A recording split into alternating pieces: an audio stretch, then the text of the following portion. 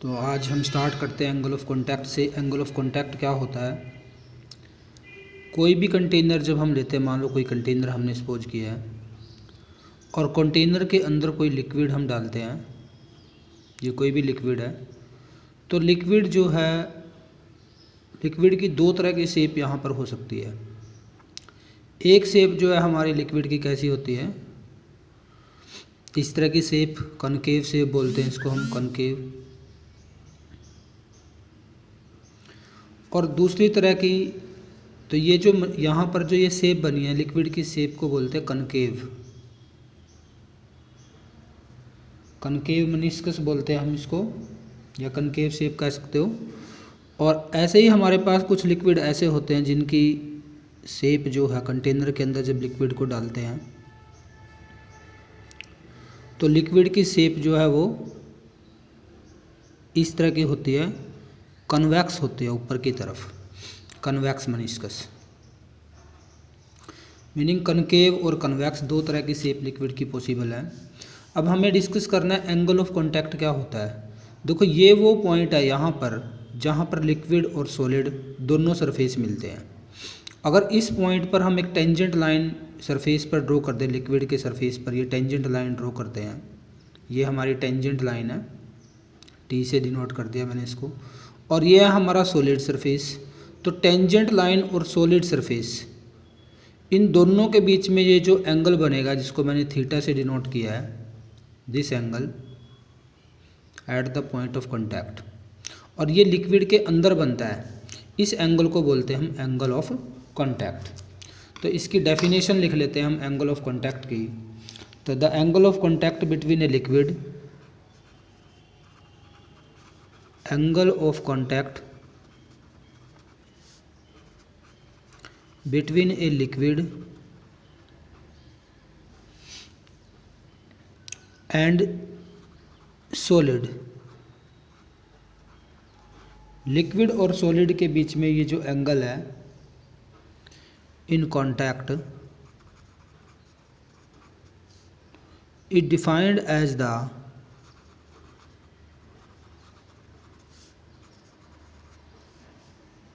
Angle enclosed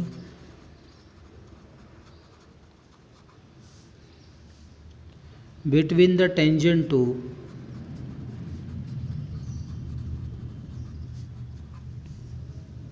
to the liquid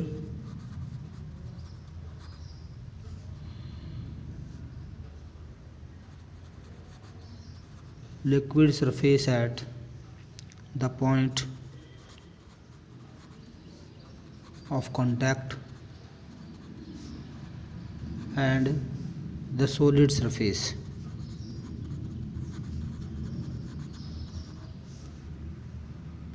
Inside the liquid, inside the liquid। तो meaning simple सी definition है, ये जो हमारी टेंजेंट लाइन जो हमने ली हुई है, ये टेंजेंट लाइन जो किसके ऊपर ड्रॉ की हमने, सरफेस के ऊपर, लिक्विड की सरफेस पर ड्रॉ की है टेंजेंट लाइन हमने ये, at the point of contact पर जहाँ पर हमारा लिक्विड और सॉलिड मिलता है। तो ये टेंजेंट लाइन जितना एंगल एनक्लोज करेगी किसके बीच में, सॉलिड सरफेस के साथ, लिक्विड के अंदर वाली साइड, तो इस एंगल को बोलते हैं एंगल ऑफ कांटेक्ट। हम इसको थीटा से डिनोट करते हैं बाई थीटा। अब देखो दो तरह का मेनिस्कस है, यहाँ पर भी ये एंगल बन सकता है, ये पॉइंट ऑफ कांटेक्ट हो गया, ये हमारा टेंजेंट लाइन हमने ड्रॉ कर दिया, टी टेंजेंट लाइन, और ये हमारा सॉलिड सरफेस है और ये पॉइंट ऑफ कांटेक्ट है। तो लिक्विड के अंदर की तरफ यानी कि टेंजेंट लाइन जो एनक्लोज करेगी इनसाइड द लिक्विड, ये एंगल, ये हमारा क्या हो जाएगा, एंगल ऑफ कांटेक्ट हो जाएगा। तो कनकेव के केस में ये जो एंगल ऑफ कांटेक्ट होता है, this angle theta, this is less than 90 degree, meaning ये हमारा एक्यूट एंगल होता है किसके केस में, जहाँ पर मेनिस्कस हमारा कैसा बनता है, कनकेव मेनिस्कस बनता है। और कन्वेक्स जहाँ पर मेनिस्कस बनता है वहाँ पर ये थीटा की जो वैल्यू है, this value is greater than 90 degree, 90 से ज़्यादा होती है, ऑब्ट्यूस एंगल बनता है। यहाँ पर हमारा कनकेव केस में एक्यूट एंगल बना हुआ है, जबकि कन्वेक्स जहाँ पर मेनिस्कस बनता है वहाँ पर हमारा एंगल जो है वो ऑब्ट्यूस एंगल बनता है। तो ये था हमारा एंगल ऑफ कांटेक्ट के बारे में थोड़ा सा इन्फॉर्मेशन।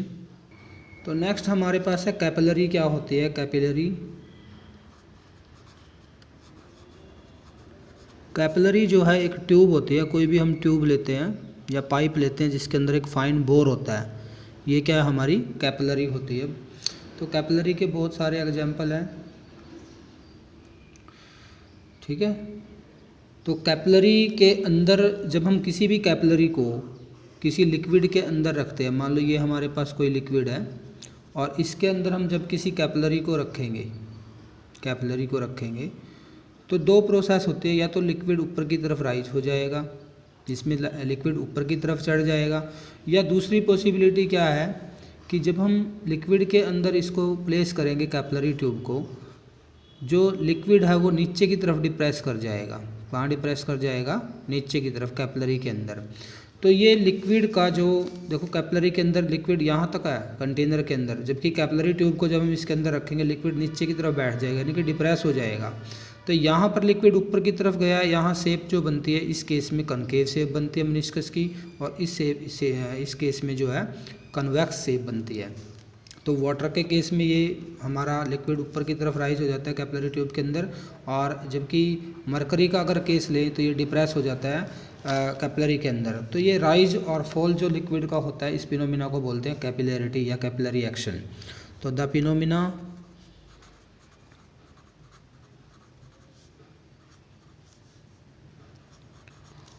ऑफ राइज और fall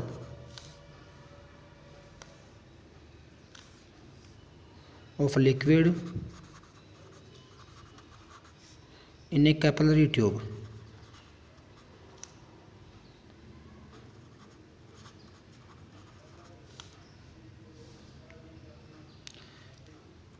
is called capillarity। Capillarity बोलते हैं इसको हम, कैपिलरी एक्शन भी कह सकते हैं इसको। तो ये था हमारे पास कैपिलरी और कैपिलैरिटी क्या होता है।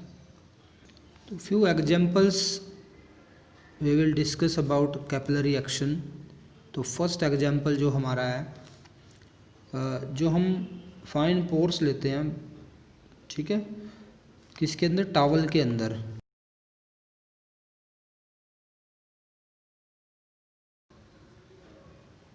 Socks water on account of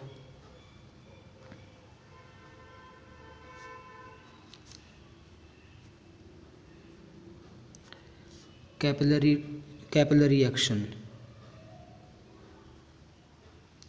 meaning क्या? अगर हम किसी भी कंटेनर के अंदर थोड़ा सा वाटर डाल दें और वायर से एक टॉवल हैंग कर दें, कोई भी टॉवल हैंग कर दिया है, तो पानी धीरे धीरे टॉवल में कुछ हाइट तक राइज हो जाएगा, जो किसकी वजह से होता है? कैपिलरी एक्शन की वजह से होता है। अनदर केस हम कंसीडर कर सकते हैं, तो जो ऑयल होता है, ठीक है, जैसे हम पहले मिट्टी के दिए यूज होते थे, कांच की बोतल, उसके अंदर मिट्टी का तेल डाल के, और जो उसका ऊपर ढक्कन होता था, इस ढक्कन के अंदर स्मॉल होल करके एक बत्ती लगा देते थे इस तरह से, ठीक है। तो यहाँ पर जब आग लगाते थे फ्लेम में, यहाँ फ्लेम प्रोड्यूस होता था, तो यहाँ पे क्योंकि इसके अंदर स्मॉल होल होते हैं और कैपिलरी एक्शन की वजह से ऑयल जो है वो ऊपर की तरफ राइज होता रहता है। तो ये भी किसकी वजह से होता है? कैपिलरी एक्शन की वजह से होता है। तो ये भी इसका एक एग्जाम्पल है।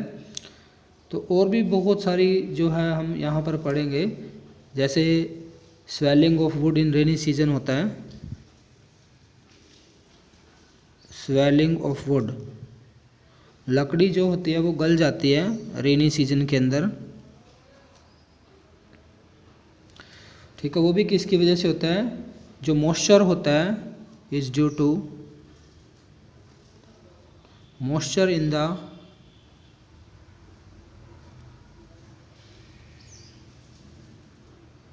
मॉइस्चर फ्रॉम एयर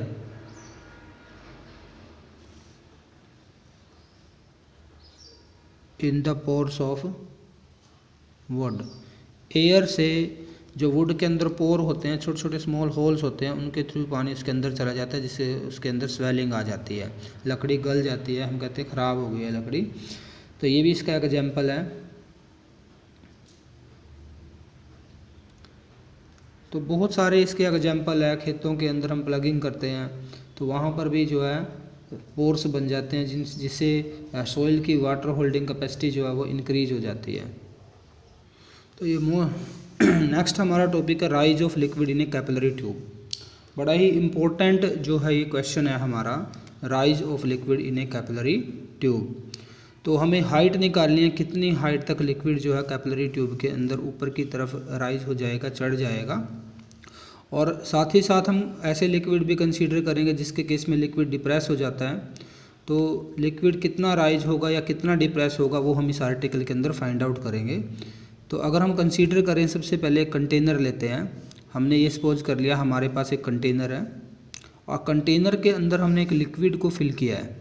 ये कोई भी लिक्विड हमारे पास है कंटेनर के अंदर जिसकी डेंसिटी हम कंसीडर कर लेंगे। मान लेते हैं इसकी जो लिक्विड की जो डेंसिटी है, रो जो है लिक्विड की डेंसिटी है, रो हमने कंसीडर कर लिया डेंसिटी ऑफ लिक्विड। लिक्विड की डेंसिटी हमने कंसीडर कर लिया, कितनी कंसीडर कर लिया, रो कंसीडर कर लिया। और अब इसके अंदर एक कैपिलरी ट्यूब हम कंसीडर करते हैं, कोई भी कैपिलरी लेते हैं। मैं थोड़ा डायमीटर ज़्यादा दिखा रहा हूँ इसका। ये हमने कैपिलरी ट्यूब ली और दोनों तरफ से जो ओपन होती है कैपिलरी ट्यूब, और इस कैपिलरी ट्यूब को हमने किसके अंदर प्लेस कर दिया, लिक्विड के अंदर प्लेस कर दिया। तो कैपिलरी ट्यूब को लिक्विड में रख दिया हमने। अब क्या होगा, लिक्विड जो है कुछ हाइट तक हम सपोज कर लेते हैं ऊपर की तरफ जो है वो राइज हो जाता है। और ऊपर लिक्विड की जो शेप बनती है, यहाँ पर जो ये लिक्विड की शेप है ये हेमिस्फेरिकल है। हम कह सकते हैं कनकेव जो है मनिस्कस यहाँ पर बनता है, जो लिक्विड राइज हो जाते हैं, यहाँ तक वाटर है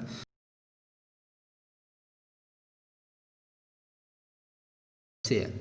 और ऊपर वाला हेमिस्फीयर क्या है, खाली है, और साइड में जो है लिक्विड है। और साथ में कंसीडर कर लेते हैं जो हमने ये कैपिलरी ट्यूब ली है इसका रेडियस हम कंसीडर कर लेते हैं आर। आर जो है, आर क्या है, radius of the capillary tube.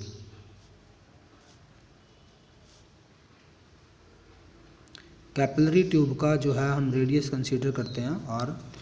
अब देखो यहाँ पर कुछ लिक्विड, ये हमारा कंटेनर के अंदर इस लेवल तक लिक्विड भरा हुआ था, और यहाँ से अगर इसका बॉटम देखें हम, जो हमारा ये कनकेव मेनिस्कस बना हुआ है हेमिस्फेरिकल, यहाँ तक की हम ये हाइट कंसीडर कर लेते हैं h। और ये जो यहाँ से लेके यहाँ तक की हाइट है ये हम मान लेते हैं इसके रेडियस के इक्वल है।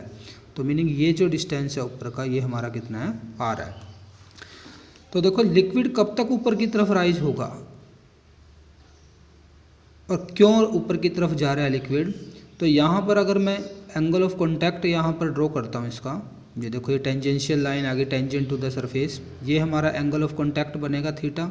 ये हमारी टेंजेंट लाइन थी, तो हमें पता टेंजेंट लाइन के अलोंग हमारा सरफेस टेंशन लगेगा, एस जो है वो सरफेस टेंशन है। तो ये एंगल जो आएगा ये भी हमारा क्या आएगा, थीटा आएगा। ऐसे ही इधर भी हम ड्रॉ कर सकते हैं सेम, ये एंगल हमारा थीटा और ये एंगल हमारा थीटा। तो यहाँ पे सरफेस टेंशन ऊपर की तरफ लगा हुआ है। अब देखो सरफेस टेंशन के कंपोनेंट्स आ जाएंगे। एक कंपोनेंट सरफेस टेंशन का ऊपर की तरफ आएगा, एस कोस थीटा। इसी तरह हम इधर भी दिखा सकते हैं, सरफेस टेंशन का कंपोनेंट हमारा क्या आएगा, एस कोस थीटा। और दूसरा कंपोनेंट हमारा सरफेस टेंशन का इधर आएगा, इसके साथ 90 डिग्री पर rectangular component S sine theta. और इस तरह इधर भी आ जाएगा एस साइन थीटा। तो मीनिंग ये जो कंपोनेंट हमारे हैं सरफेस टेंशन के, component of surface tension,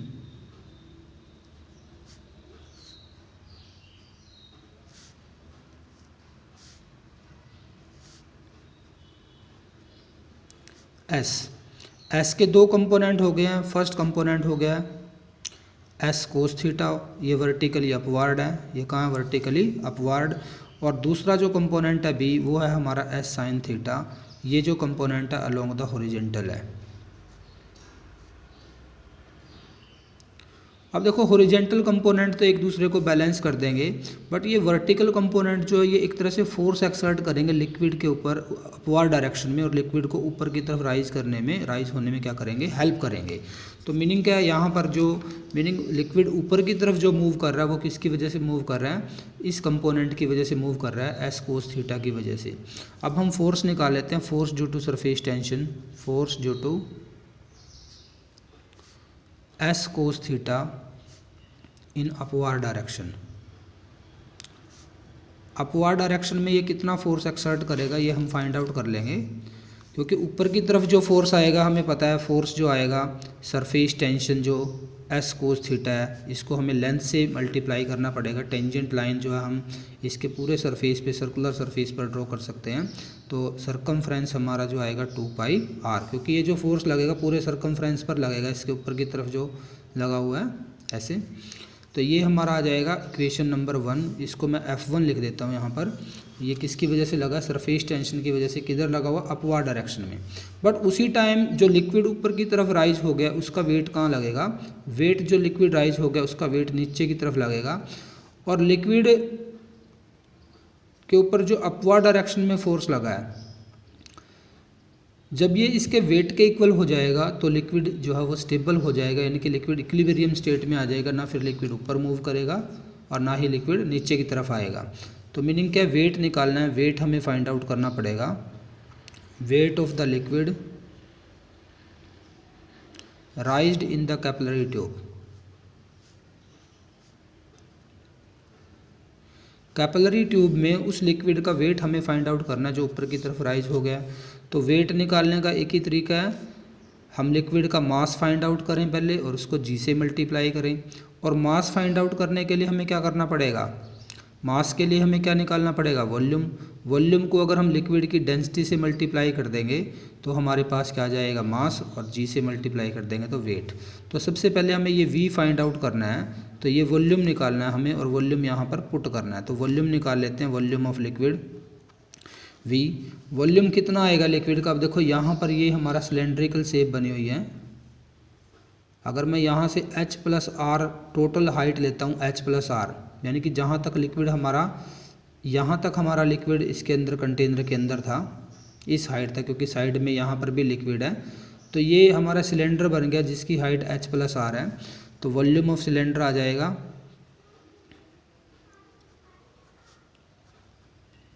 volume of cylinder of height h+r।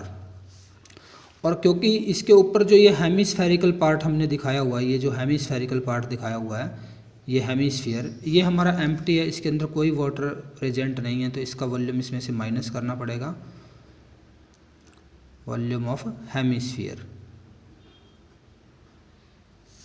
Hemisphere का वॉल्यूम जो है, जिसका रेडियस हम कितना लेते हैं, r जिसका रेडियस लेते हैं उसको माइनस कर देंगे तो ये आ जाएगा πr², और हाइट हो जाएगी h+r सिलेंडर का वॉल्यूम, और हेमिस्फीयर का होता है 2/3 πr⁴। तो इसको हम सोल्व कर लेंगे थोड़ा। तो πr⁴ इसमें से कॉमन आ सकता है, यहाँ से बचेगा h और r बचेगा, और यहाँ से जो हमारी टर्म आएगी वो हमारी आ जाएगी प्लस में, पाई तो कॉमन आ जाएगा, माइनस में आएगी 2/3r। ठीक है, इसको भी हम अगर आगे की तरफ सॉल्व कर लें तो ये आ जाएगा πr²h, और यहाँ से जो है इन दोनों में से r कॉमन आ सकता है, तो इसको सॉल्व करेंगे तो ये आ जाएगा πr⁴ और 1 - 2/3। तो इसको सॉल्व करने के बाद हमारे पास जो आएगा तो πr²h + 1/3 πr⁴। या हम इसको ऐसे भी लिख सकते हैं πr⁴ कॉमन लेके r/3। ठीक है, ये हमारा वॉल्यूम आ गया, जो वॉल्यूम हमारा लिक्विड का, जितना लिक्विड हमारा ऊपर की तरफ राइज हो गया उसका वॉल्यूम हमने फाइंड आउट कर लिया यहाँ से। तो अब हमें यहाँ पर इस वैल्यू को पुट करना है इस इक्वेशन में, 2 इक्वेशन में। तो वेट आ जाएगा, wait is equal to πr² h+r/3, और इसको रो से डेंसिटी से मल्टीप्लाई कर देंगे और जी से मल्टीप्लाई कर देंगे, इक्वेशन बन जाएगी 3। अब देखो एट इक्विलिब्रियम मीनिंग लिक्विड जब इक्विलिब्रियम में होगा तो हमारा अपवार्ड जो फोर्स है और डाउनवार्ड जो फोर्स है वो दोनों फोर्स क्या हो जाएंगे? इक्वल हो जाएंगे, यानी कि इक्वेशन 1 और 2 को इक्वेशन 1 और 3 को हम इक्वेट कर देंगे। तो यहाँ से हमारा जो F1 जो फोर्स आएगा, ये फोर्स जो है वेट के इक्वल आएगा, या उल्टा भी लिख सकते हैं, वेट जो आएगा वो किसके इक्वल आ जाएगा? F1 के। तो एक तरफ वेट रख लेते हैं लिक्विड का, πr² H plus are by 3 और rho into g, this is equal to, और दूसरी तरफ क्या आ जाएगा, s cos theta into 2 pi r. अब देखो जो कैंसिल होता है कैंसिल करना है, पाई से पाई कैंसिल हो जाएगा, एक आर कैंसिल हो जाएगा हमारा।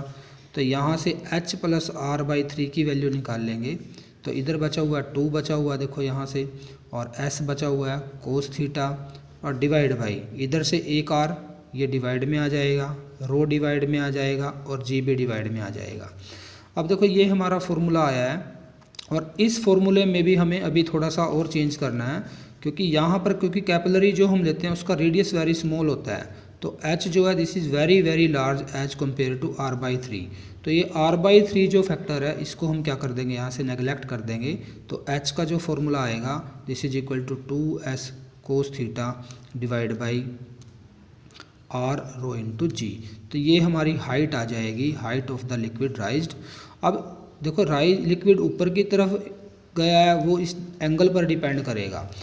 तो दो फॉर्मूले हम यहाँ से करते हैं, एक तो हमारा फॉर्मूला आता है एसेंट फार्मूला। तो मैं दोबारा यहाँ पर राइट करता हूँ, एच का जो फॉर्मूला आया है ये हमारे पास आया 2s cos theta divide by r rho into g.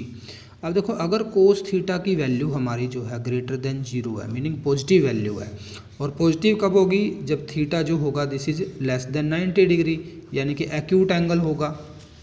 तो इस केस में हमारा जो हाइट आएगी, हाइट हमारी पॉजिटिव आएगी। हाइट क्या आएगी हमारी, पॉजिटिव आएगी, यानी कि लिक्विड जो है, liquid will rise in the tube, in the capillary. Capillary liquid के अंदर राइज कर जाएगा इन अपवर्ड डायरेक्शन, ऊपर की तरफ। तो इस फॉर्मूले को हम बोलेंगे फिर, इस फॉर्मूले को हम क्या बोलेंगे फिर, एसेंट फार्मूला बोलेंगे, एसेंट फार्मूला। ठीक है। तो लिक्विड ऐसी कैपिलरी ट्यूब, मीनिंग ऐसे लिक्विड जो है कैपिलरी ट्यूब में ऊपर की तरफ राइज हो जाते हैं, जिनके लिए एंगल जो होता है, एंगल ऑफ कॉन्टैक्ट जो होता है दिस इज़ एक्यूट एंगल। जैसे वाटर का केस लेते हैं एग्जांपल हम, अगर इसके लिए वाटर जो है वो लिक्विड में कैपिलरी ट्यूब के अंदर जो है ऊपर की तरफ क्या हो जाएगा, राइज हो जाएगा। और दूसरा अगर मैं यहीं पर कोस थीटा को ये कंसीडर करता हूँ दिस इज़ लेस देन 0, अगर कोस थीटा जो है वो 0 से लेस है, मीनिंग थीटा अगर क्या है हमारा ग्रेटर, तो ऑब्ट्यूस एंगल है हमारा, तो इस केस में हमारा कोस थीटा जो आएगा, कोस थीटा की वैल्यू नेगेटिव आएगी। अगर नेगेटिव आएगी तो हाइट भी जो आएगी हमारी h, ये भी हमारे लिए क्या आएगी, लेस देन 0, मीनिंग ये भी नेगेटिव आएगी। और नेगेटिव का यहाँ पर मीनिंग क्या है, लिक्विड जो है वो अपने लेवल से कैपिलरी ट्यूब के अंदर, मान लो मैं लिक्विड यहाँ तक फिल था, और जब किसी कैपिलरी को इसके अंदर रखेंगे हम, इस कैपिलरी को, तो लिक्विड जो है वो नीचे की तरफ डिप्रेस हो जाएगा। क्या हो जाएगा, देखो इतना लिक्विड जो है वो डिप्रेस हो गया है। तो जब लिक्विड अपने लेवल से नीचे की तरफ डिप्रेस हो जाएगा तो इसको हम बोलते हैं डिसेंट फार्मूला। क्या बोलेंगे इसको हम, डिसेंट फार्मूला बोलेंगे। तो असेंट फार्मूला और डिसेंट फार्मूला दोनों ही हम यहीं से फाइंड आउट करते हैं। अगर कोस थीटा हमारा पॉजिटिव है तो असेंट फार्मूला हो जाएगा, अगर कोस थीटा की वैल्यू नेगेटिव आती है तो डिसेंट फार्मूला हो जाएगा। तो जहाँ पर हमारे मेनिस्कस कैसे बनते हैं, जहाँ पर हमारे मेनिस्कस बनते हैं कनकेव, वहाँ लिक्विड राइज हो जाएगा ऊपर की तरफ, और जहाँ हमारा मेनिस्कस कैसा बनता है, कन्वेक्स मेनिस्कस बनता है, वहाँ पर जो है लिक्विड डिप्रेस हो जाता है, जैसा कि मरकरी के केस में होता है, Hg के केस में। ठीक है। तो ये था हमारा असेंट फार्मूला, और ये मोस्ट इम्पॉर्टेंट फार्मूला है। तो इसको करिए, कल इसका टेस्ट होगा।